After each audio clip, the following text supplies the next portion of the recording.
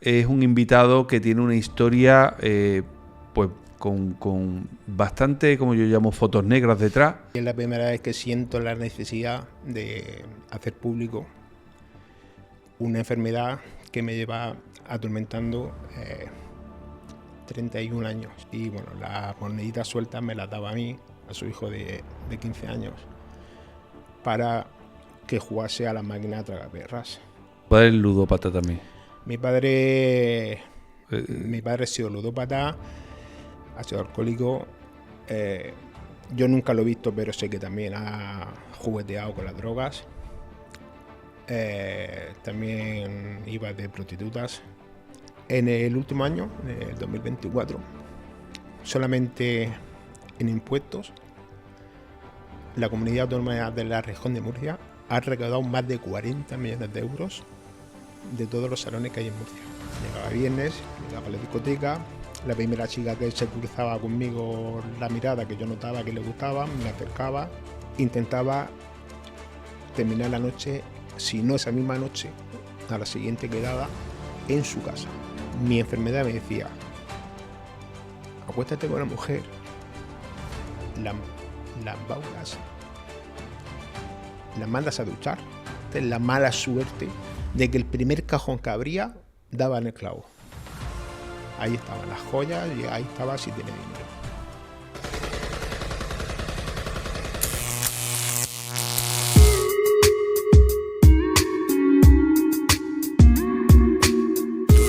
Buenas tardes a todos y bienvenidos a un nuevo episodio de podcast de Sin pelos en la lengua. Hoy tenemos a un compañero, a Pedro de Murcia. Bienvenido, Pedro.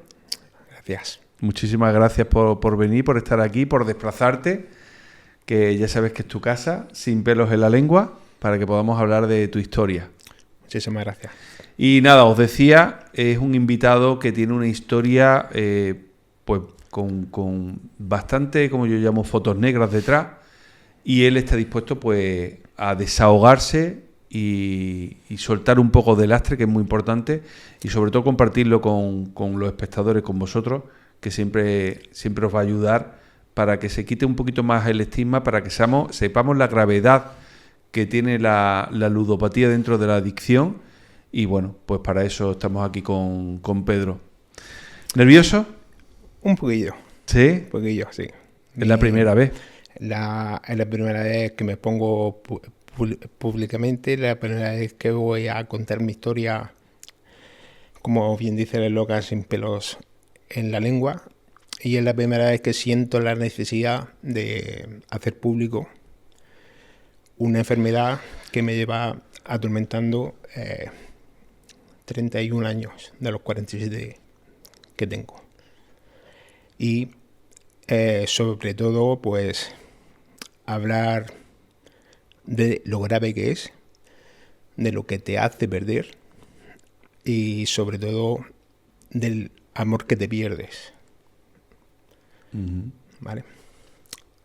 Si quieres empezamos por los comienzos de mi historia. Adelante. Empecé siendo un niño de 15 años, el cual salía del cole. Acuérdate que por entonces nosotros tenemos clase también por las tardes, que no como ahora. Me subí al coche de mi padre y nos íbamos al único cine que había en Cartagena, Murcia. Yo le echaba una mano en la cantina a vender palomitas y refrescos, chocolates. Y mi padre siempre llegaba como 20 minutitos antes, se paraba en el bar justo pegado al cine, se tomaba su cafelito y bueno, las moneditas sueltas me las daba a mí, a su hijo de 15 años, para que jugase a la máquina tragaperras, que él ya jugaba. Y ahí fue cuando yo empecé a interactuar con el juego, siendo ya... ¿Tu padre es ludópata también? Mi padre ha sido ludópata, ha sido alcohólico. Yo nunca lo he visto, pero sé que también ha jugueteado con las drogas. También iba de prostitutas. No sé cómo se llama, si triple corona, si O sea, tenía todas las ediciones. También se las podía permitir. Mi padre ganaba mucho dinero y tenía una mujer sumisa que aceptaba cualquier cosa. Lo tenía fácil. Volviendo al tema mío, interactuando yo con las máquinas tragaperras, con las lucecitas, los 3 limones, las 3 naranjas, el premio, la recompensa, el chute de dopamina de ver que echando una moneda te podían caer 5. Llegué a tal punto que cuando ya estábamos trabajando dentro del cine, era yo el que entre pase y pase de película, que ya no habían clientes, le cogía a mi padre. Ahí fue cuando empecé a apropiarme de dinero que no era mío, de la caja de mi padre, y me iba yo solo al bar a echarle las 100 pesetitas. Y ahí empezó mi calvario. Cuando llegué a ser mayor de edad, me eché la primera novia, dejé el juego, ya fue algo que pasó en mi corta infancia. Y el que entonces era mi cuñado, sí que después de comer tenía la fea costumbre de ir a un salón de juegos a tomar café y luego a probar suerte. Y a mí ya no me gustaba.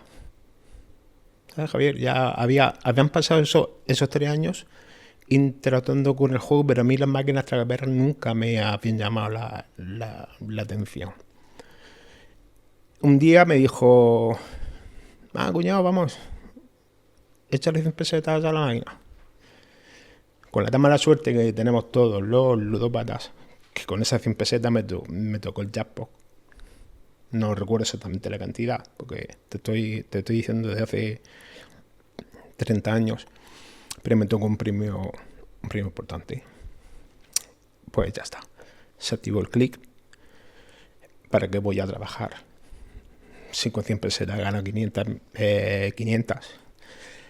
Mañana vengo, he hecho otras 100, con la mala suerte de que me volvía a tocar un premio. ¿Te volvió a tocar otra vez? Al siguiente día. Está hablando con gente conocida también.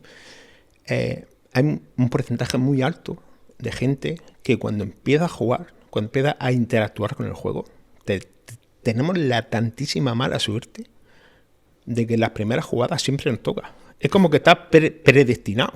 Fíjate, como dice la mala suerte. Sí, es mala suerte. Mala, no, buena. No, es mala suerte. Mala suerte porque ya te digo yo, Javier, que si esa tarde que mi cuñado me dijo pruébate 100 pesetas, no me toca premio, yo no juego más. Pero esa sensación de bienestar que me produjo el ver toda la sala iluminada de colores, con una música escandalosa, ya, pues, yo no sabía ni qué era. Y mi cuñado abrazándome. Claro, el cerebro me hizo Esto es lo mío. Sí. Empezaron las tardes asiduas, bastante continuas. No eran todos los días, pero a lo mejor de 7 días de la semana iba a 4 o 5.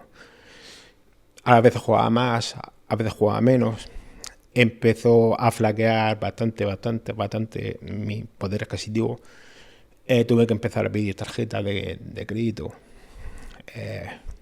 Empecé a engañar a la persona que estaba conmigo. Robaba. Le cogía del monedero. Pedía créditos a su nombre. Porque a mí yo ya había pedido créditos que no podía pagar y me metieron en ficheros. Ya no tenía opción. Y entonces me di cuenta de que las máquinas tragaperras te quitaban mucho más de lo que te daban. Entonces empecé a investigar y vi que las apuestas deportivas, algo que a mí siempre me había llamado muchísimo la atención porque soy fanático de todos los deportes, todos, fútbol, baloncesto, tenis, hockey, todos. Al principio pusieron las apuestas deportivas online y yo jugaba online porque todavía no existían los salones físicos con terminales de apuestas. Y Bueno, empecé jugando desde mi puesto de trabajo, con el ordenador del trabajo. Yo era entonces encargado de una franquicia de chocolate Valor, allí en Cartagena. Y entre servicio y servicio pues hacía mi apuesta de 50, de 100 euros. De vez en cuando pasaba, miraba cómo iba el resultado. Pues mira, pues ya llevo 800. Ahora la siguiente apuesta en vez de 100 va a ser de 200. Pasaba media hora, entre servicio y servicio miraba, pues ya tengo 1500. Ahora la siguiente apuesta en vez de 200 van a ser de 500. Y así fue como empezó mi vida con el tema de las apuestas deportivas. Luego me di cuenta que ver el dinero reflejado en una pantalla de ordenador, pone cash, que es el dinero disponible que tienes, me hacía perder el valor del dinero, porque no es igual verlo en un número que verlo en mano. Entonces me opté por dejarme el juego online y hacerlo presencialmente en salones de juego que empezaron a abrirlo por cientos de miles en Murcia. No sé si sabes que de todas las comunidades autónomas de toda España, la que más tiene es Murcia. No lo sabía. Pues de todas las de España, la comunidad autónoma con más salones por habitante, con mucha diferencia, es Murcia. Y está en el top 3 de toda Europa. Madre mía. Y te voy a dar un dato bastante importante. En el último año, en el 2024, solamente en impuestos, la comunidad autónoma de la región de Murcia ha recaudado más de 40 millones de euros de todos los salones que hay en Murcia. Solamente de impuestos, ¿vale? Más de 40 millones de euros. Ahora mi pregunta es la siguiente. Tú que entiendes de esto un poco, a mí, Javier, ¿tú crees que al gobierno regional le interesa quitar salones de enfrente de institutos, de centros sociales, alejar uno del otro a más de 500 metros? Los tienen todos pegados. Tú vas por Murcia, Javier, y aquí tienes uno de apuestas X, 500 metros más para allá tienes otro de apuestas X, enfrente tienes otro. Tienes un instituto de críos de 15, 16 años que se fugan las clases, que falsifican DNIs para poder entrar a jugar a las ruletas y los dejan entrar. Al gobierno regional no le interesa que todo eso se mira, son muchos millones de euros los que se ganan. Esto es así, hombre, yo lo tengo clarísimo. Evidentemente, fíjate de las cantidades de 40 millones de euros solo en la región de Murcia, pues es muchísimo dinero a nivel nacional, sí. Lo que se... Y aparte el online, la recaudación que tienen. Entonces, los que caen por en medio, mayores, menores de edad, bueno, está visto y comprobado que les importa poco, ¿no? Y a las pruebas me remito de lo que estás diciendo.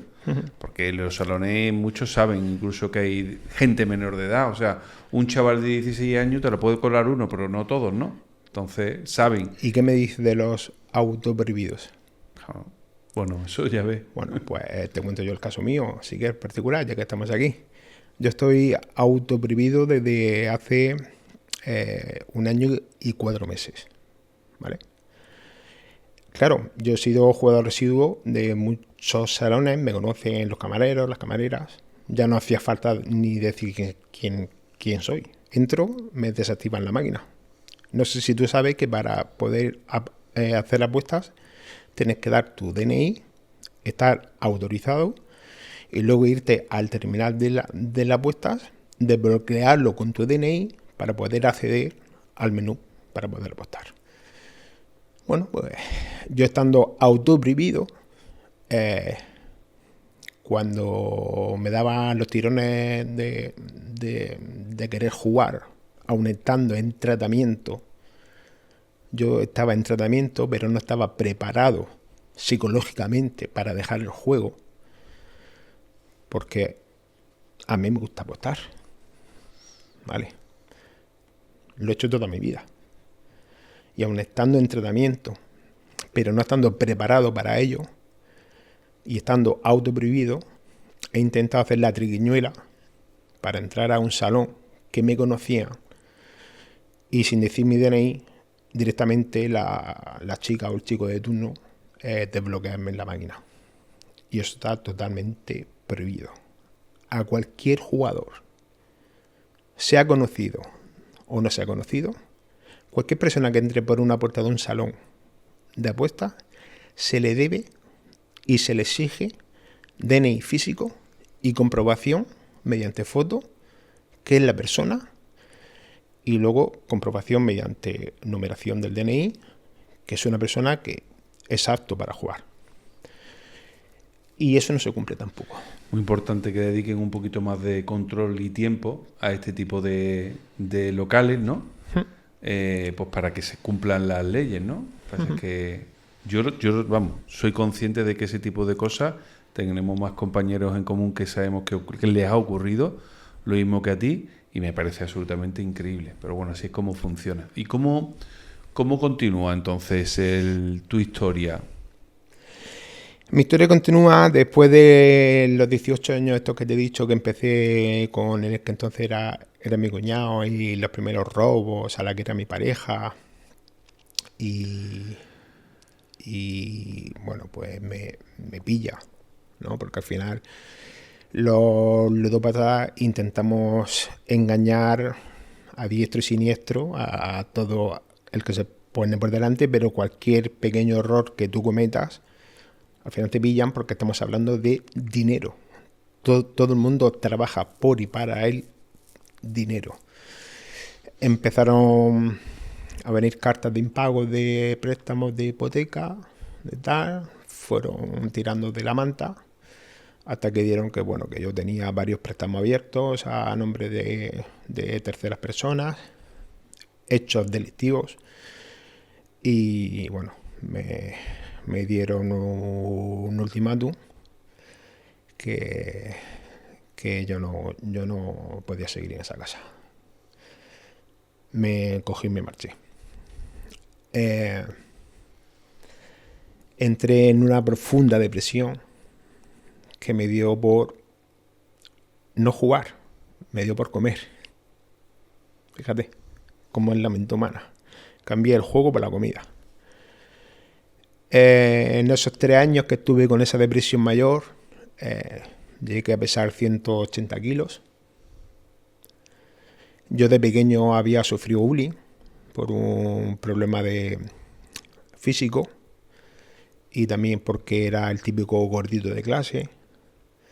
Tuve pues los 8 cursos que dura la EGB, o que entonces duraba la EGB, apartado en un rincón como el gordito de clase, el que tiene el problema físico, vamos a dejarlo ahí apartado. Ya sabes tú lo cruel que son los críos, ¿no?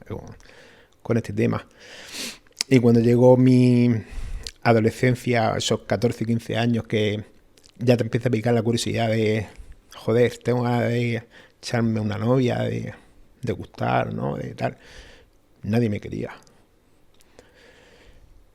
¿Qué es lo que pasó? Que en esa depresión que cogí cuando me echaron de casa por lo que te he contado, me dio por comer. Me puse 160 kilos y bueno, empezaron los problemas, tensiones altas, mareos, migrañas, el malestar que te produce el tener el peso. Es obesidad, claro. Sí, claro. Solicité cirugía bariátrica, me la concedió el Servicio Murciano de Salud. Tardaron 2 años, pero bueno, me la hicieron. En un año bajé de 180 a 78. Madre mía. Pues ahora voy a ser un poco prepotente, no lo soy para nada, ¿vale? Pero voy a decir cómo yo me veía y cómo me veían la gente. Cuando yo me quedé en 79 kilos, Javier era un tío de 1,90 m, ¿vale? Bastante guapete, con mi pelo negro, con mi barba. Hasta incluso te diría que un poco creído. Y tenía una sed de venganza horrible. ¿Hacia qué? Hacia las mujeres. Por lo que te hizo... Por lo que me hicieron cuando era el gordito. El bullying. El bullying. No se me había olvidado. Habían pasado ya 10, 12 años de eso o más, y no se me había olvidado lo que yo había sufrido. ¿Qué pasó? Que cuando yo me veía así, yo salía los viernes, los sábados, me vestía súper bien, me perfumaba, iba, como se suele decir, a la caza de la mujer y a conseguir la recompensa para seguir alimentando la adicción que vino de nuevo a mí, en este caso el juego.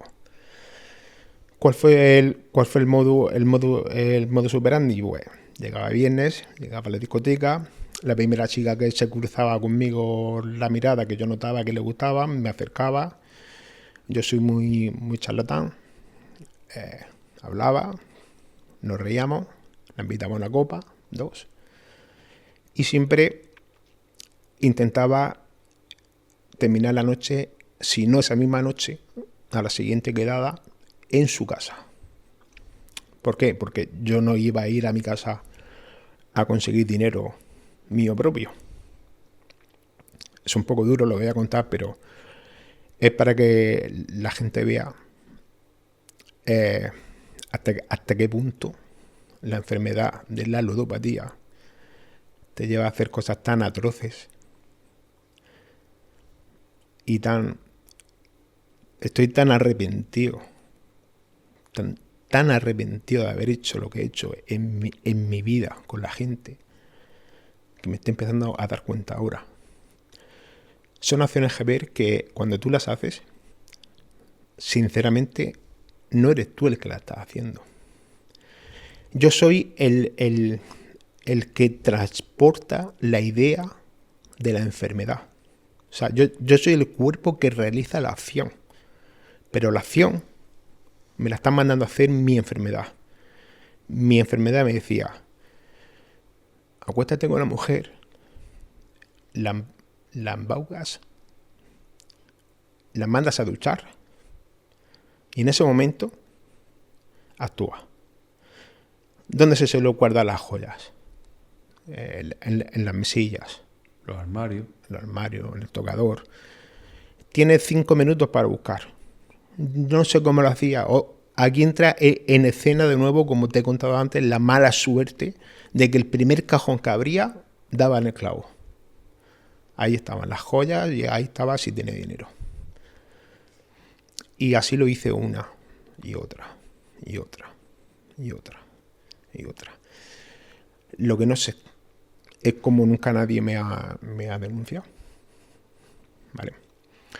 El último caso fue bastante heavy, porque después de hacer todo el modus operandi que te he dicho, de conocerla a través de un chat, quedar y tener una noche de sexo y llegar el momento mío de buscar, encontré un bolso con cerca de 25.000 euros. 25.000. Mucho dinero. No estamos hablando de 200 euros. Vale. En ese momento no podía coger ese dinero. Me inventé una historia, porque los ludópatas somos capaces de inventarnos historias en el momento totalmente creíbles. Totalmente creíbles. El primero que se la cree soy yo. O sea, la historia que yo narro la vivo en primera persona. Y creo que es verdad. Por supuesto, la otra persona también cree que es verdad. Esa mujer se levantó al día siguiente, se fue a su puesto de trabajo con toda la confianza del mundo. Con la historia que yo le había contado, me dejó en su casa. Aproveché y de los 25.000, pues cogí un taco de billetes.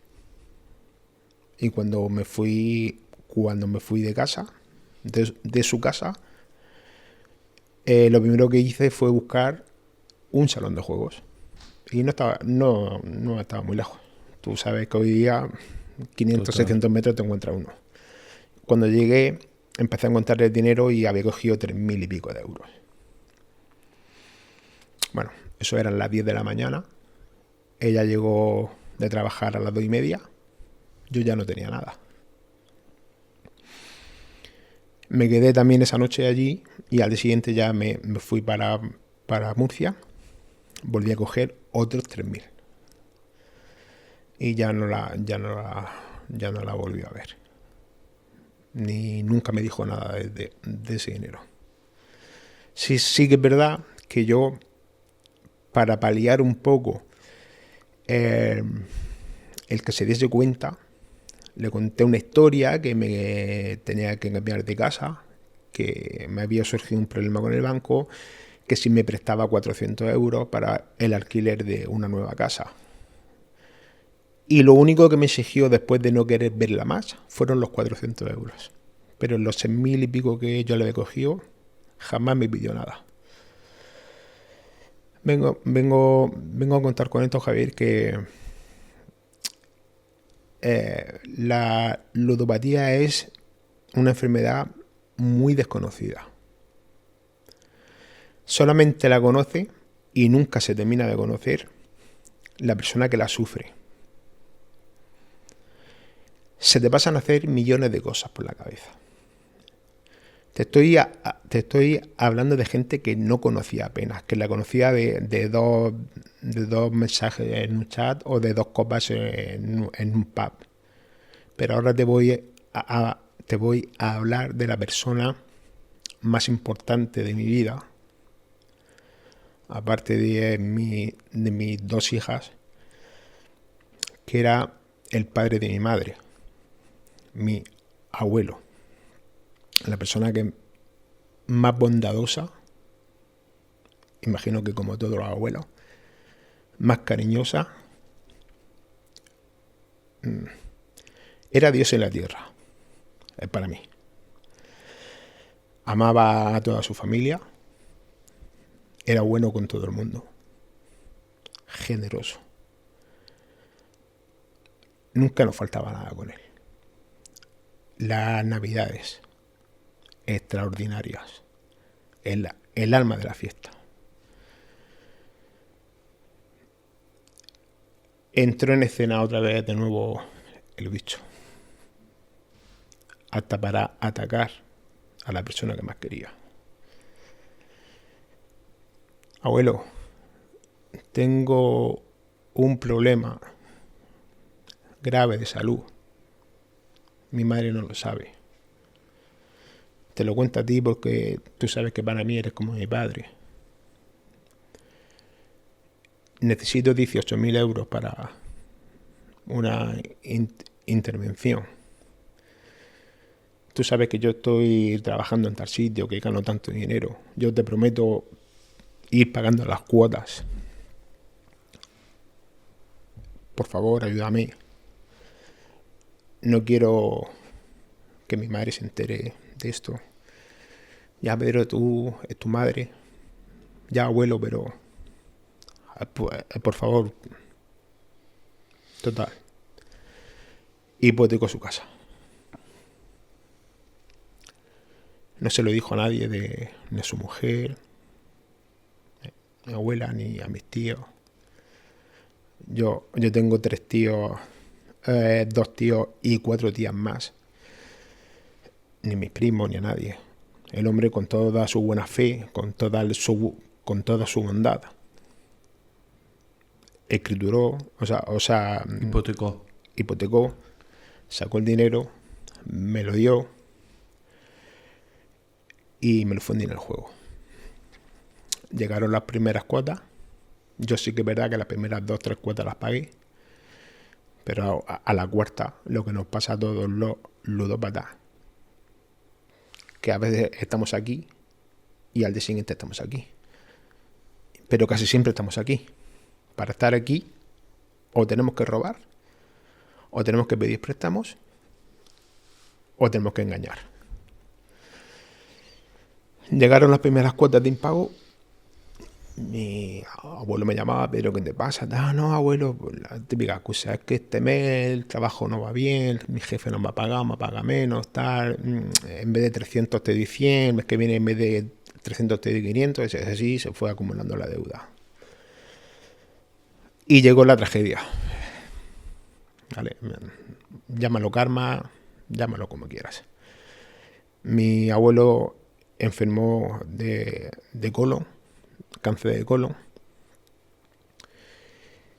Y cuando estaba ingresado en el hospital, nosotros somos una familia bastante unida, somos como una piña, somos muchos.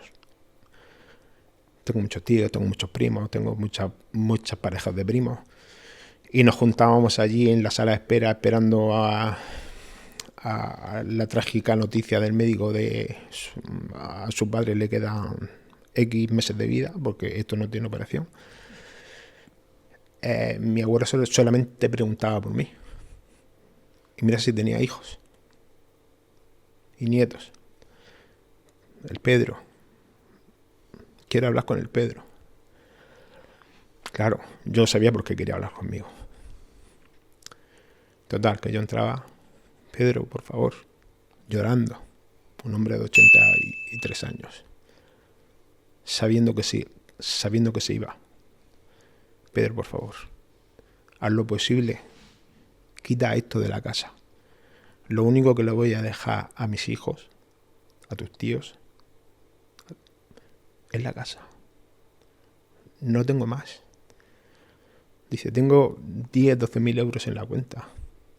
Con tantos hijos tocan a nada. Por favor, Pedro, hazlo antes de que me vaya. Haz lo posible. Sí, abuelo, sí. No te preocupes. Me marchaba. Mis tíos no sabían ninguno nada. Javier, nada. Llorando como una magdalena en el ascensor cuando bajaba de la planta del hospital, porque sabía que no iba a poder pagar la deuda. Llegó el día que tuvo que llegar. Mi abuelo falleció y en el reparto de herencia, pues en la nota simple del registro civil salió una hipoteca sobre ese bien que ninguno de mis tíos conocía. Recopilando información, preguntándose uno hermano a otro, llegaron a mi madre, que era la única que lo sabía porque yo se lo había dicho. A mi madre la repudiaron sus propios hermanos, aún no teniendo culpa de nada. Y a mí, lógicamente, me apartaron de la familia. Te estoy hablando de hace 10, 11, 12 años. Hablamos además que en el momento en el que se enteran tus tíos, las parejas de tus tíos, tu madre, quiero decir, se extiende rápidamente al resto de familiares. Correcto. Que ya se enteran todo el mundo de que has dejado ahí que has engañado y has mentido a tu tío y a tu abuelo, ¿no? De alguna manera para alimentar tu enfermedad con el tema del juego, claro. Correcto. La siguiente acción fue una de mis tías, que fue la que estuvo con mi abuelo en sus últimos días, fue la que sacó el poquito dinero que el hombre tenía ahorrado y poniendo un poquito más cada uno de mis tíos cancelaron la hipoteca para que no se quedase el banco con la casa, para seguir manteniendo el hogar donde se habían criado todos mis tíos y nosotros, los nietos. No querían perder la casa.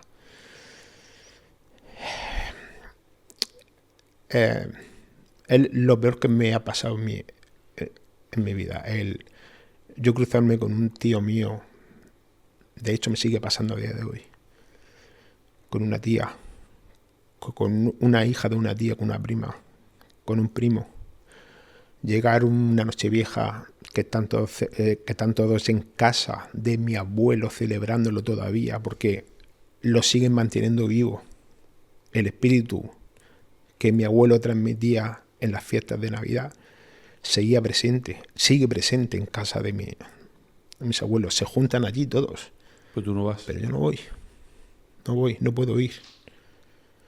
No soy bienvenido, soy persona non grata.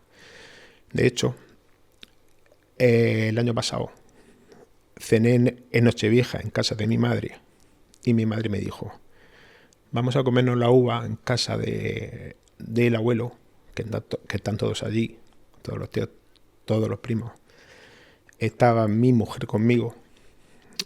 Mi mujer no sabía nada de esto, ¿vale? se enteró ese día porque se lo tuve que contar.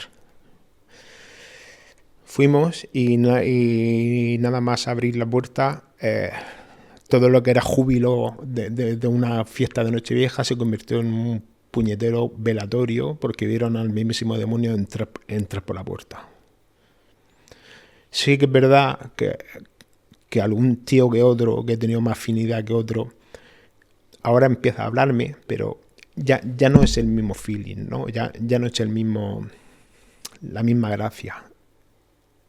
Sigue existiendo el dolor, el resentimiento de lo que yo he hecho. Nadie comprende por qué llegué a hacer lo que hice.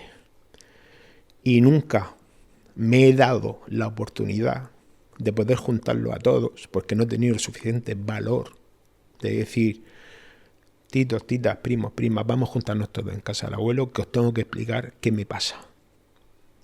Soy una persona enferma y mi enfermedad mental, derivada del juego patológico, me llevó a manipular al abuelo para hacer esto. Os pido perdón. No sé cómo voy a reparar el daño económico porque tengo miles de deudas con miles de personas. Pero lo que menos quiero es que mi familia me deis la espalda. No quiero cruzarme con alguno de vosotros por Cartagena y que no me digáis ni hola. Soy mi familia. No he tenido nunca, Javier, nunca he tenido el valor de decírselo. Y voy a aprovechar el momento. Vale. No sé si es de cobarde hacerlo a través de un podcast. No lo sé. Pero es la única manera con la que me encuentro cómodo y necesito quitarme esta carga de encima. Díselo a esta cámara, como si estuvieras hablando con todos esos familiares, que yo ya anticipo, desde luego, que por favor que les sirva este podcast, que se informen más sobre la enfermedad de la adicción, en concreto de la ludopatía, de que una persona buena, como yo me pueda considerar, como tú lo eres sin lugar a duda y como muchísimas más, han hecho tanto daño, pero es que esta enfermedad tiene muchísimo daño colateral, pero que en la realidad es el Pedro que estamos viendo aquí ahora mismo, ese Pedro arrepentido, ese Pedro con muchísimo dolor, ese Pedro que quiere pedir perdón a la familia y no sabe cómo. Háblale como si estuvieran ellos ahí. Pues nada, esto que voy a hacer ahora, querida familia, lo tendré que haber hecho con valentía, en el momento indicado, a la hora indicada, y cuando nuestro queridísimo abuelo Juan me lo pedía, pero no podía. Estaba y estoy enfermo de ludopatía. Sé que pensáis que la ludopatía es un acto de irresponsabilidad, de vicio, de ser un desecho humano que antepone echarle dinero a una máquina y seguir alimentando a la industria del juego antes que a la familia. Pero quiero que entendáis que yo he sido un enfermo y sigo siendo un enfermo del juego patológico. Os quiero pedir perdón de todo corazón. Primero a mi abuelo Juan y segundo a todos vosotros. Quiero por favor que me perdonéis desde el corazón, porque os estoy hablando con toda la honestidad, con toda la sinceridad, con todo el cariño que os tengo a todos. Y quiero recuperar a la familia que llevo años que no tengo. Os quiero. Muy bien, Pedro. Espero que te sirva Y espero que nos escuchen.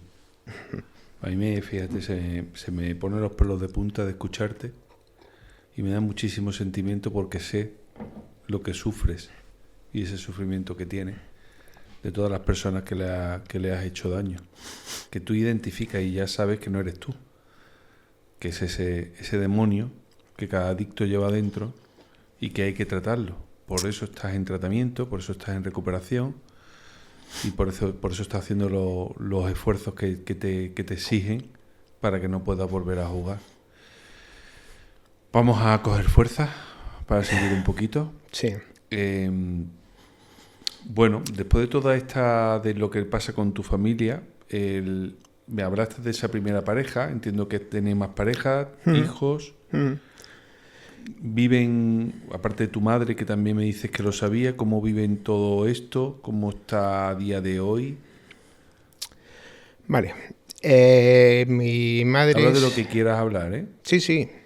No, sin pelos en la lengua. En la lengua. Mi madre, la pobre, se casó con un hombre de 32 años cuando ella tenía 16. ¿Vale? Se quedó embarazada de mí con 16 años. Yo soy el hermano mayor de 5. Paradójicamente, un psiquiatra que trató a mi padre en una de las crisis, de una de las adicciones, de las tantas que tenía el hombre encima, como ya te he comentado, después de tratarlo a él, habló con mi madre y le dijo: ¿usted cuántos hijos tiene? Y mi madre le dijo 5. Dice: porque sepa usted que 2 o 3 van a tener conductas adictivas como su padre.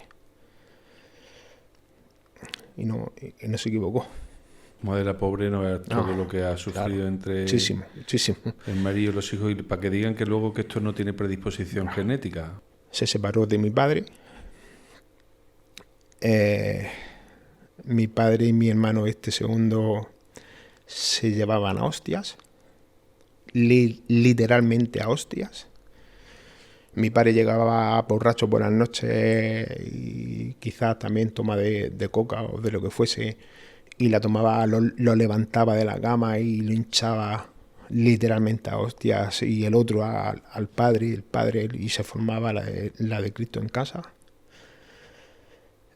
Y fueron pasando los años. Yo conocí a la madre de mi hija. Empecé con ella una relación. Yo siempre he tenido claro que iba a ser padre siendo ya una persona madura, porque sabía lo que se me venía encima. Porque yo, siendo jovencito, 22, 23, 24, 25, cuando estaba en la cúspide de la enfermedad, yo sabía que no sabía cuidar de mí mismo. ¿Cómo iba a poder cuidar de alguien que naciese de mí? Tenía ese miedo. De hecho, lo sigo teniendo. O sea, me gustaría ser de nuevo padre, aunque ya tenga cierta edad. Pero tengo miedo. ¿Por qué? Porque no sé cuidar de mí mismo. Porque creo que tú de tu hija no has sido buen padre, no has podido cuidar de ella como... A ver, aquí hay dos cosas que tengo que diferenciar. Yo tengo un amor terrible que dar. O sea, tengo un amor acumulado de años que necesito soltar. Pero no sé hacerlo. Pero lo necesito. Lo he intentado hacer con mi hija. ¿Con quién mejor hacerlo que con una hija tuya, no? Pero, Javier, es tan cruel la enfermedad, tan cruel, que yo, una vez que me separé de su madre, indudablemente porque se enteró que otra vez había hecho el pufo, le había robado a los que entonces eran mis suegros, le había robado a ella, había usurpado su identidad para pedir préstamos, había hecho el mismo modus operandi que había hecho anteriormente con la primera mujer.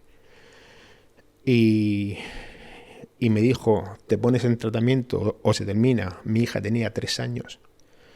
Me dije: me pongo en tratamiento. Fue la primera vez que yo entré a una asociación en Murcia. Entré obligado, que es muy diferente que entrar por voluntad propia. Tú entras obligado porque sabes que si no entras te largan, te quedas sin hogar, sin estabilidad, sin tu hija, sin tu mujer, sin ciertas cosas. Me acompañó en las primeras 3 sesiones. Eran terapias de... Iban también las parejas. En esas 3 primeras sesiones soltó toda la mierda que llevaba acumulada de mí. O sea, dijo todo lo peor de mí. En un 95% era todo cierto, pero un 5% exageraba muchísimo.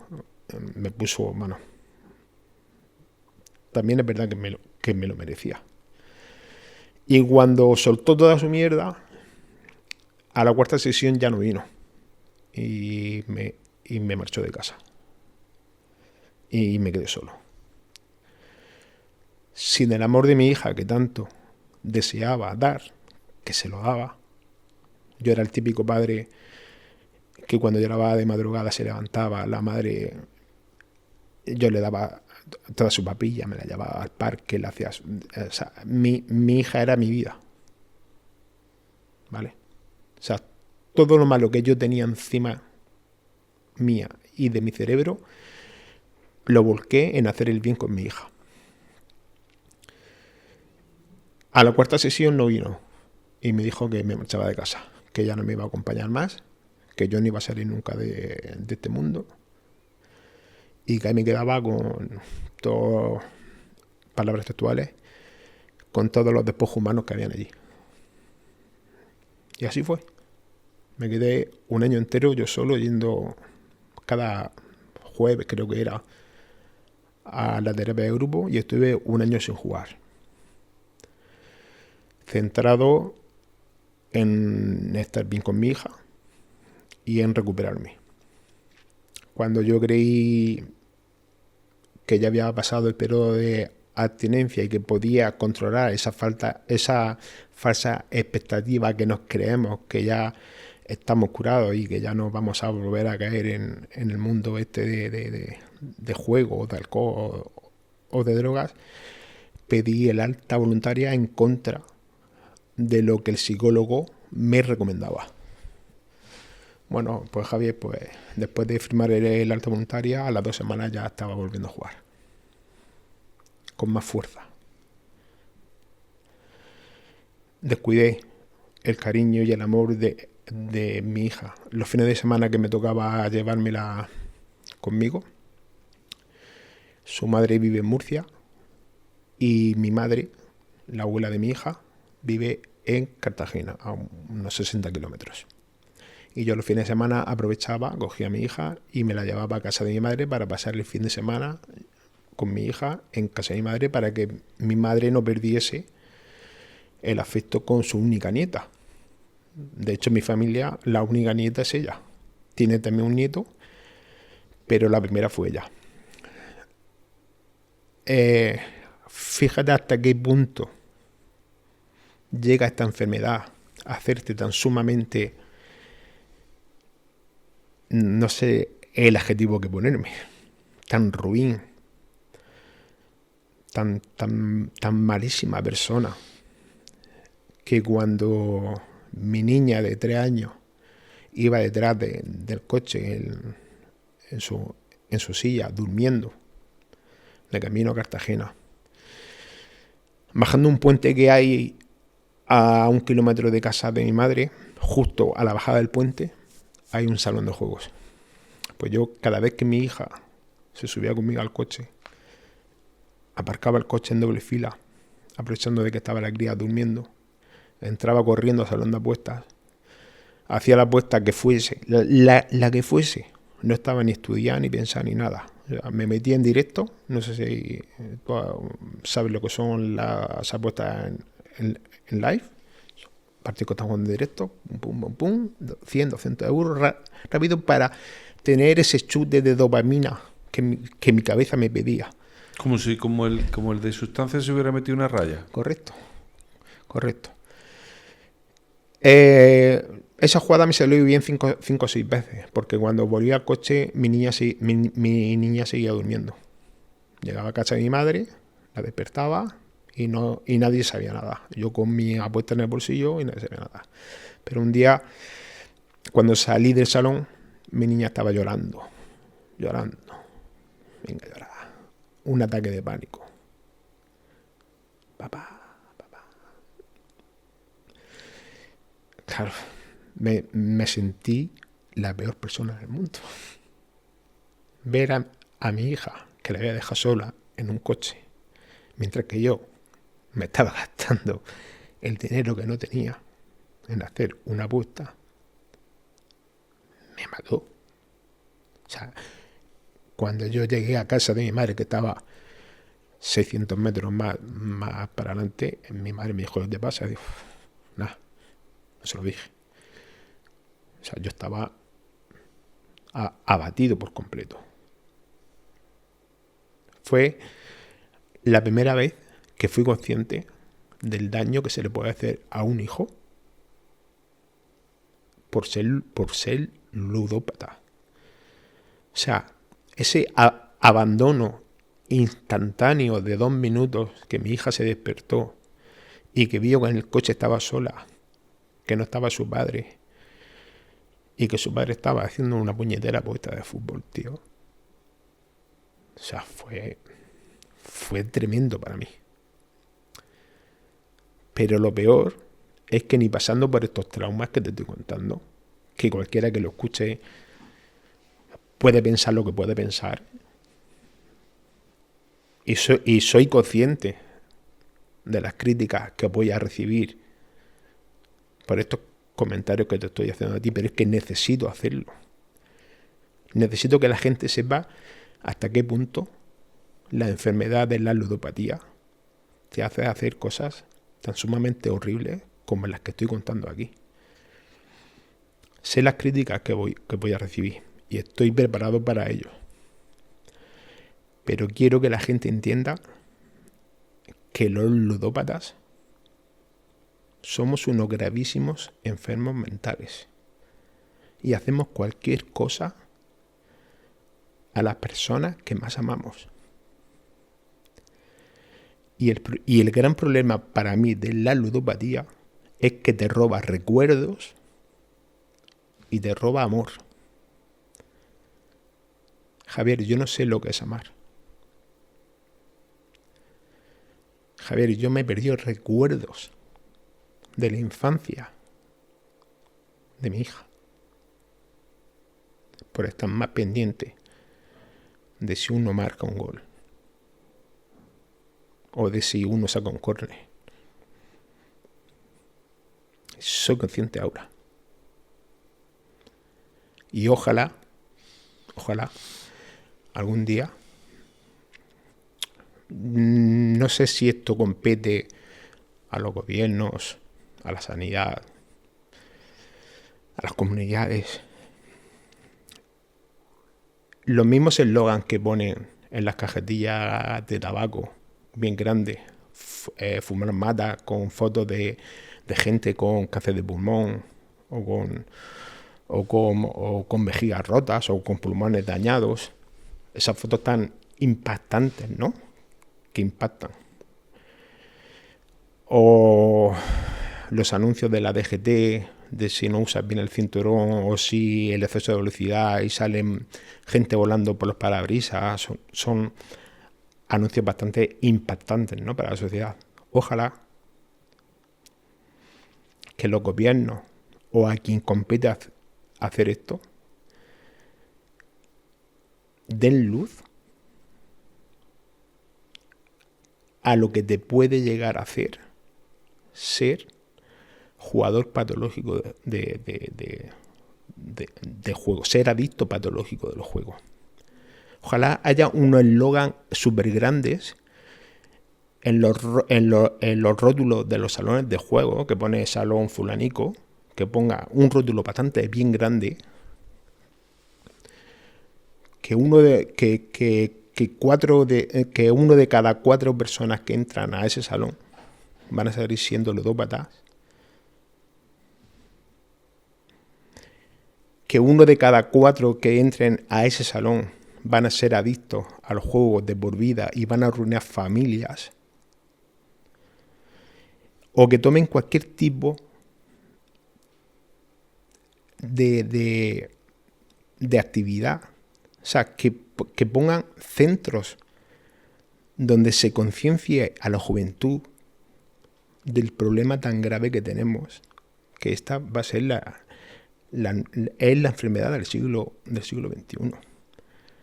Yo estoy convencido, Javier, que esto que me está pasando a mí ahora con 47 años, a un zar que ahora tiene 16, le va a pasar también. Claro, porque ten en cuenta de que cuando tú tenías esos 15 años existía la tragaperra del bar, de las manzanitas, claro, y de tal. Pero a día de hoy, como tú has comentado a lo largo del podcast, cada 500 metros, como mucho, en algunos menos, tienes un casino. Además, recaudando millones de euros, muchos millones, tanto en el físico como en lo online, teniendo en cuenta de que hay una falsa legalidad, puesto que se saltan las autoprohibiciones, las exclusiones, el entrar personas menores de edad, o sea, simplemente por la propia recaudación del local y de los impuestos que hay. Y mientras eso les interese, pues esto evidentemente sí que va a ser el problema. Yo estoy totalmente de acuerdo. Evidentemente la sustancia, porque te van a entrar mucho, también va a estar. Pero las drogas ya se sabían, ¿no? De hace muchísimos años el daño que hacen, que destruye familias, que se pierden vidas y todo eso. Pero esto es un poco como que está ahí, uy, qué guay, ¿no? Es como lo del alcohol, que se minimiza y parece que se disfruta y que solo se divierte con alcohol. Pues parece que el juego, es que lo dice la palabra, jugar, ¿no? Parece que el propio juego es algo que no está mal visto, que una persona... Pero lo que no sabemos es que esto cada vez... Además, yo lo he visto en personas cercanas a mí, como los 13, 14 años se meten, dame dinero para ir a la ruleta tal, vame. Y digo, 13, 14 años, yo jugaba a las colitas de móvil, con 13, 14 años, ¿sabes? Digo, no entiendo cómo es posible que ya se haya una incitación tan grande. ¿Cuántos anuncios hay a través de las redes sociales? Y te van saliendo los anuncios de los juegos online, de tal. Incluso hasta por juegos que no son slots o que no son bingo o ruleta, pero son juegos que si quieres continuar tienes que meterle dinero. Quiero conseguir créditos para tal. Ya está empezando. Ya tu circuito de recompensa ya le estás diciendo dopamina, dopamina, dopamina. De hecho, los juegos online, bueno, tú sabes que están los bonos bienvenida, bonos recompensa. Si te abres una cuenta e ingresas 50, te regalamos 200. Es el enganche. ¿Dopamina? Dopamina pura. Es una manera comercial pura. Hay un tema que no quería pasar por alto, ¿vale? Porque... Ponte un poquito el micrófono más aquí, sí, más delante de... Ahí, que te escuchemos bien. Venga, vale. Ahí estamos perfectos. Hay un tema que no quería pasar por alto, que es el tema del marketing del juego. Bueno, no sé si tú habrás hecho zapping o si tú ya duermes a ese tipo de horas, a partir de las 12:30 a la 1 de la noche, que se supone que ya los niños duermen.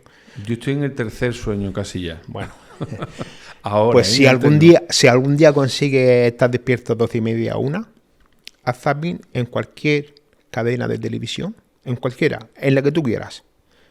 En todas anuncian casinos online. Y en todas te incitan a los bonos bienvenida, pero es más, te enseñan a cómo se juega. O sea, te sale una maquinita que te dice, si te registras e ingresas 50 euros, automáticamente tienes 200 más. Esta maquinita funciona así. Si te salen los 3 búfalos combinados así, tienes premio. O la ruleta. Si apuestas a caballo, apuestas a 4 números. Yo no sé mucho, ¿vale? Porque yo no soy de ruleta ni de máquina. Estoy hablando un poco así por decir.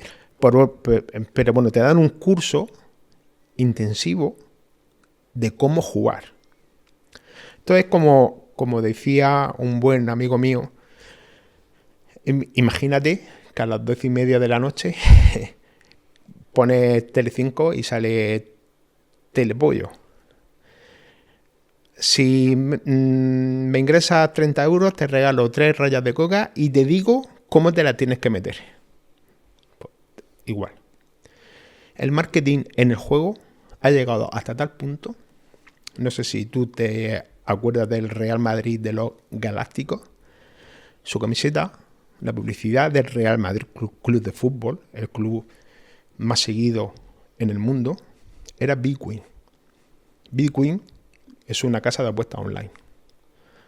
O sea, los millones de seguidores niños y no tan niños que siguen al Real Madrid, en su camiseta estaban publicitando una marca de un operador de juego online.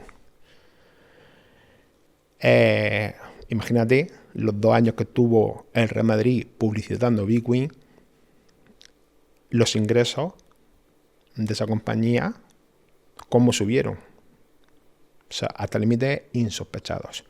Pero voy más allá, que es lo que más todavía me indigna. No que el Real Madrid publicite, porque al final lo que el Real Madrid buscaba, creo, con la buena fe, no es crear adictos, era recaudar millones. Lo que más me indigna es que jugadores profesionales de distintos ámbitos del deporte, leyendas del deporte, ídolos para millones de personas, publiciten casas de póker online. Y esto es totalmente verídico y real. Lo puedo buscar en cualquier buscador de internet. Rafael Nadal, tío, leyenda viva del deporte, publicitando Poker Stars, jugando online en el anuncio y miles de personas siguiéndolo detrás. Así era el anuncio. Miles de personas siguiéndolo por detrás, diciendo Rafael Nadal está jugando Poker Stars, está ganando no sé qué, está apostando no sé cuánto. Me parece increíble. ¿Qué necesidad tiene esa gente que son referentes mundiales para miles de millones de personas y para miles de millones de niños empezar a crear futuros ludópatas? Sin necesidad además económica. Sin como necesidad. No tiene, Eso, pues ya me iba a decirlo ahora mismo. ¿Qué sí. necesidad económica tiene? Sí que es verdad que le reportaban 2 millones de euros al año, pero 2 millones de euros al año a un jugador profesional del rango de Rafael Nadal, de Novak Djokovic, de Neymar Jr., que también publicita, de Gerard Piqué, que también publicita PokerStars, que ganan 40, 50 millones de euros al año. 2 millones de euros se los juegan en una mano. Pero aparte te digo una cosa, yo prefiero dormir por la noche sintiéndome que hago más el bien que el mal, que pensar decir tengo mucho más, que no es mucho más dinero, tener algo más dinero que no necesitan, pero que en cambio sabes de que hay muchísimas personas, entre otras menores de edad, que van a desarrollar la adicción, que se van a arruinar familias y que van a estar el día de mañana, si Dios quiere, sentados en un sofá o sentados en una sala de terapia contando su vida de mierda que han tenido por culpa de ese anuncio que le llamó la atención, que se han metido, que le han dado un bono, que ven un numerito que no le dan importancia, porque como tú bien has dicho antes, lo ven en una pantalla y que van a salir perjudicadas, se va a arruinar la vida de esa persona por culpa de esa persona que no tiene necesidad de anunciar o de meter en marketing este tipo de publicidad, ¿no? Hay una persona en redes sociales que yo sigo que tiene casi 1 millón de seguidores, que se llama Champimuros, y este hombre, si tiene, sería bueno, además es cómico, ¿no? Pero tiene el ludópata, tiene la enfermedad de la adicción, la ludopatía a tope, y ya lleva mucho tiempo de recuperación y critica además, creo que hace muy buen trabajo. Estoy intentando, lo que pasa es que no he contactado con él para que venga un día aquí al podcast, he invitado, sé que ya sabes, Champi, si ves este podcast, a ver si te animas y vienes por aquí. Porque la verdad es que me encanta, a pesar de que haga humor, pero me encanta cómo irónicamente, cómo defiende el tema de esta enfermedad, que a él le ha hecho tanto daño también, y cómo critica lo mismo que tú estás haciendo. Yo lo acompaño a otras personas, ¿no?, que se aprovechan de las estafas y de este tipo de cosas para que luego encima la gente juegue, ¿no? Con el daño que hace. Totalmente de acuerdo. Totalmente de acuerdo. Yo lo único que espero, dando voz con mi historia, con mi testimonio, con mis críticas hacia ciertas personas, en este caso lo que he dicho antes, ciertos deportistas de élite, gobiernos regionales, gobiernos nacionales, entre todos los que estamos luchando por salir de esto, tenemos que unirnos más que nunca y dar voz, porque es una enfermedad muy desconocida. Muy desconocida, Javier. Tú te dicen mañana, Pedro, el que tuviste entrevistando hace 2 semanas allí en tu casa sobre ludopatía, tiene cáncer, y te compadeces. Joder, pobretico, con la buena persona que es. Qué lástima. Con lo joven que era y con lo que pasa en la vida. Pero a ti te dicen, Pedro, te has enterado.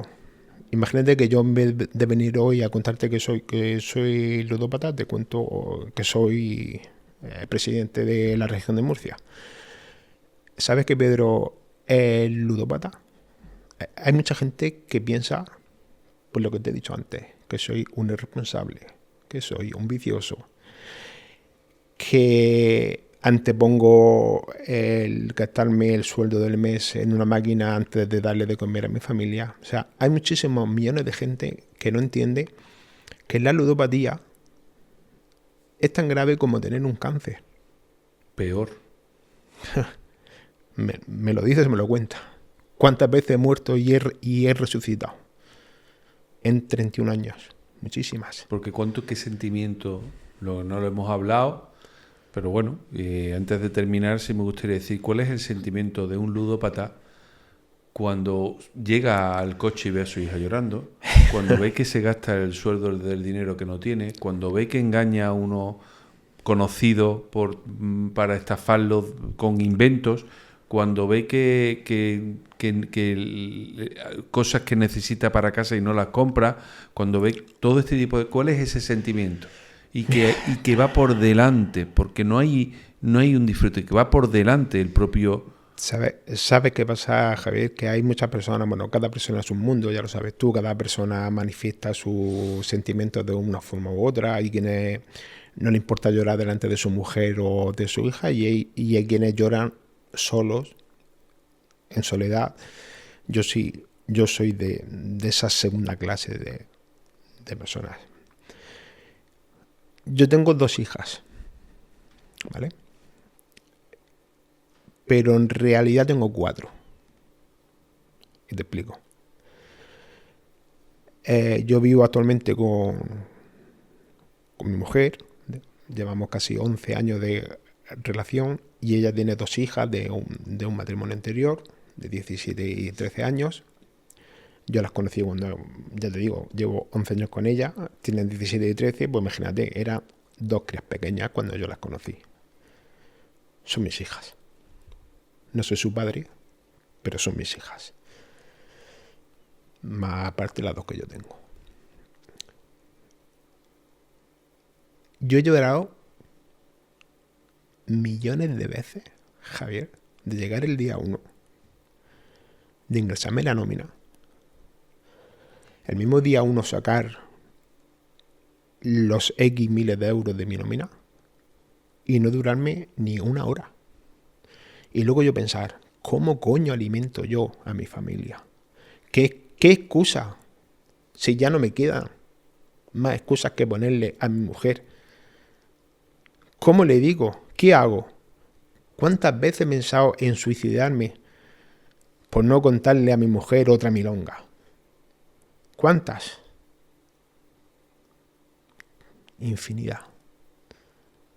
O sea, la palabra suicidio en un ludópata es una constante. Cada vez que dejas a tu familia sin el sustento del mes, lo primero que se te viene a la cabeza es la palabra suicidio. Siempre. Por lo menos en el caso mío. Esto que voy a contar quizás mi madre, estoy mirando la cámara, la última vez me pasó hace cosa de un año. Me pasó pues, algo parecido. Me gasté todo el sueldo, yo ya no... Se debían 2 meses del piso, no teníamos opciones, no me daban crédito en ningún lado, porque yo meto mi nombre en cualquier entidad financiera y me dicen que... ¿Qué tal? Me grabé con mi teléfono un vídeo y vaciando 2 blisters de Orfidales, unas 60 pastillas, y mezclándolas con alcohol. Hice un vídeo bastante duro en el cual me despedía de esta vida, no la soportaba más, no quería hacer más daño, no sabía qué contarle ya a mi mujer más para que viese que otro mes más iba a tener que tirar de su familia económicamente para poder pasar el mes. Y bueno, hice el vídeo como aquel de la película de Javier Bardem de Mar Adentro, cuando se toma el vaso de agua con cianuro, ¿no? Pues yo lo hice con pastillas de Orfidales, tragando, bebiendo vino, que a mí no me gusta. Yo no bebo alcohol, pero yo sí sabía que mezclando el Orfidal con alcohol, la potencia iba a ser mucho más fuerte. Le mandé, mientras que me iba metiendo pastillas y bebiendo tragos de vino, iba contándole a mi mujer lo que estaba haciendo, y después a mi hija, a una de mis hijas, a mi hija mayor, también me estaba despidiendo de ella. Una vez que terminé de ingerir los 2 blisters y de tomarme el litro de vino, empezaron las primeras reacciones chungas en mi cuerpo. Yo no me he drogado nunca y ya me sentía raro. Nunca había experimentado lo que está drogado, porque nunca me he drogado, ni me fumo un porro, ni me metí una raya, ni nada. Entonces, claro, yo sabía que algo estaba pasando. Me asusté. Y en un último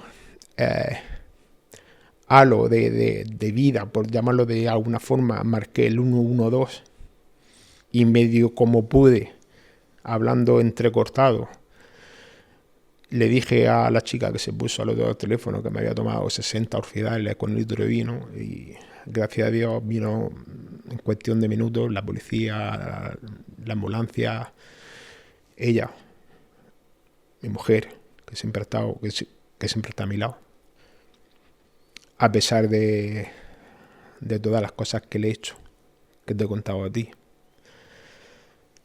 Todas las cosas que he hecho con las mujeres que te he contado hace un rato, yo ya estaba con mi mujer y me lo ha perdonado siempre todo.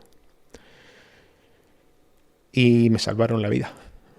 Llegaron de urgencia, me hicieron un lavado rápido de estómago, estuve ingresado, estuve en el psiquiatra porque un acto de suicidio requiere de un seguimiento por parte de un médico profesional. Mi cabeza hizo clic en ese momento. Ahí toqué fondo. Ahí me vi en el pozo. Pero es tan sumamente hija de puta, y perdona por la palabra, y perdona a todos los oyentes, la enfermedad, que poquitas semanas después del hecho que te estoy contando, todavía la enfermedad estaba tan dentro de mí, que me hizo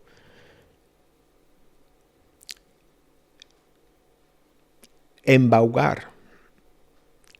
es que es súper fuerte. Manipular a uno de mis cuñados para pedirle 1.500 euros, contándole una película de vaqueros de las que yo cuento, para seguir jugando, tío. Pero es que cuando me gasté los 1.500 euros ese mismo día, como ya no le podía pedir más a ese cuñado, lo hice con un segundo cuñado. A ese le saqué 500. Y cuando vi lo que hice, y unos días antes lo que me había pasado con el intento de suicidio, paseando por Murcia con mi mujer, que le pedí yo, por favor, vamos a salir de casa, necesito tomar el aire, porque yo quería contarle lo que había hecho, pero no tenía el valor suficiente de hacerlo, porque esa es otra de las cosas que tenemos la gente los dos, para que somos, que no hablamos. La enfermedad silenciosa, o sea, te cuesta horrores contarlos. Iba andando con ella, me senté en un banco y empecé a llorar como una magdalena, como nunca en mi vida había llorado a Javier, como nunca en mi vida. Me vacié por completo. Y ella, ¿qué te pasa? ¿Qué te pasa? ¿Qué te pasa? Y yo no sabía cómo decirle, he estafado a tu hermano. He estafado a tu otro hermano. No sabía cómo decírselo. No podía decírselo. No me atrevía. Somos tan sumamente cobardes que no era capaz. Ella me calmó. Me dice, vámonos, vamos a sentarnos en una cafetería tranquilamente. Vamos a pedirnos un cafetito. Si me lo quieres contar, me lo cuentas. Si no, no pasa nada. Nos relajamos. Pues así hicimos. Nos sentamos en una cafetería. Nos pusieron los 2 cafés. Y empecé a llorar de nuevo delante de toda la gente que había allí. No era capaz de articular palabras. No era capaz. En ese momento, después de 32 años de adicción, fue cuando me di cuenta que yo no era capaz de hablar por mí mismo, no era capaz de confesar qué me pasaba, ni a mi propia mujer, que siempre ha estado al lado mío en mis peores momentos, y que necesitaba de ayuda, de alguien que me enseñase a sacar todo lo que llevo dentro, como estoy haciendo hoy aquí contigo. Agradezco, si me permite, por favor, decir el nombre, a Juan Miguel Murcia Merlos, haberme enseñado, haberme marcado el camino, y a mi psiquiatra Carmen, de hacer lo que estoy haciendo hoy. Estoy convencidísimo de que sin la ayuda de estas 2 personas, yo seguiría estando en el pozo, en el fondo del pozo. Y hay un refrán que escuché de un chico mexicano que también se dedica a lo mismo que tú, a hacer podcast, a ayudar a gente a salir de las adicciones, que quería comentarte a ti. No sé si tú lo habrás escuchado alguna vez, de la codependencia. Mi mujer es codependiente de mí al 100%. O sea, su sufrimiento es el mío multiplicado por 4. ¿Por qué? Porque ella intenta ayudarme, pero no tiene ni las herramientas ni sabe cómo hacerlo. No sabe. O sea, ella sufre más que yo porque me ve en la mierda e intenta sacarme, pero no puede. Y este chico decía, la codependencia es como si un adicto que toca fondo se cae dentro de un pozo de 20 metros de profundidad sin agua y cae al fondo, se pega el trompazo. Y la madre, la codependiente que quiere salvarlo, está arriba y le pregunta desde arriba, hijo, ¿cómo te puedo ayudar? Lo he hecho todo por ti. Me has dejado sin energía. ¿Qué hago para poder sacarte de ahí? Mamá, tírame una cuerda. Intentaré escalar. Vale, hijo, espera. Le tira la cuerda. La madre no tiene fuerza suficiente para levantar al hijo que pesa 95 kilos. Mamá, pide ayuda. Llama a un psicólogo, llama a un terapeuta. Méteme en un centro que me ayude.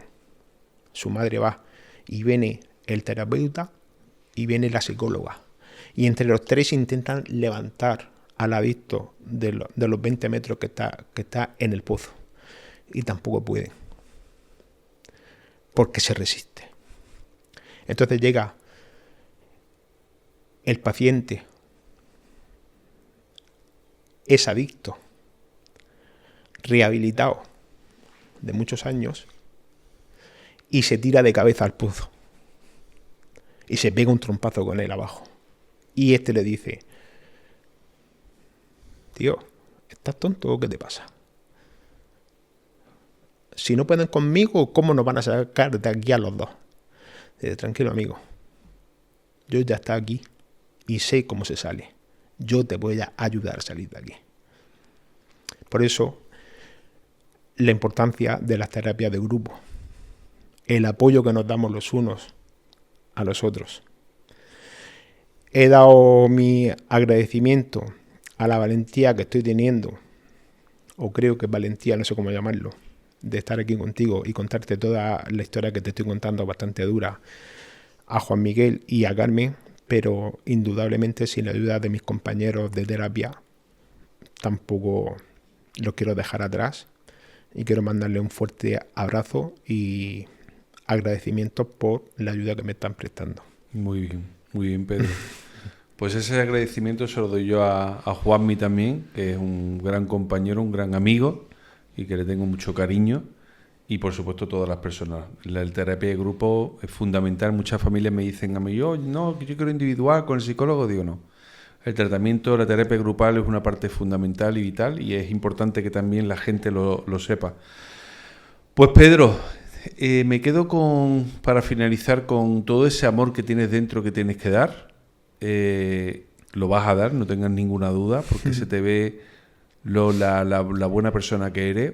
Que se sea consciente de todo, que te quites esa culpa tan grande, que esa familia que te ayude y que se acerque a ti porque te lo mereces sin duda alguna, de que te acompañe en el camino, y que tienes un amigo muy grande. Que muchísimas gracias por haber compartido tu historia conmigo, con los telespectadores también, para que realmente la ludopatía la consideren como una enfermedad muy grave mental, que aunque intenten tapar por este tema fiscal, ¿no?, y por este tema de impuestos, intenten tapar, pero que nosotros trabajaremos para decir la verdad, ¿no?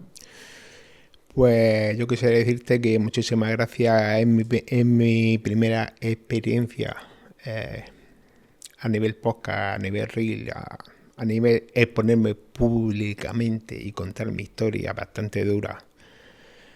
Estoy dispuesto a aceptar las críticas que sean, porque en parte me las merezco, pero sé cuál es mi objetivo a día de hoy, que es recuperarme y sobre todo el amor que te he hecho referencia que tengo, dárselo a la persona que se lo merece, que en este caso es la persona que es la única persona que tengo al lado mío.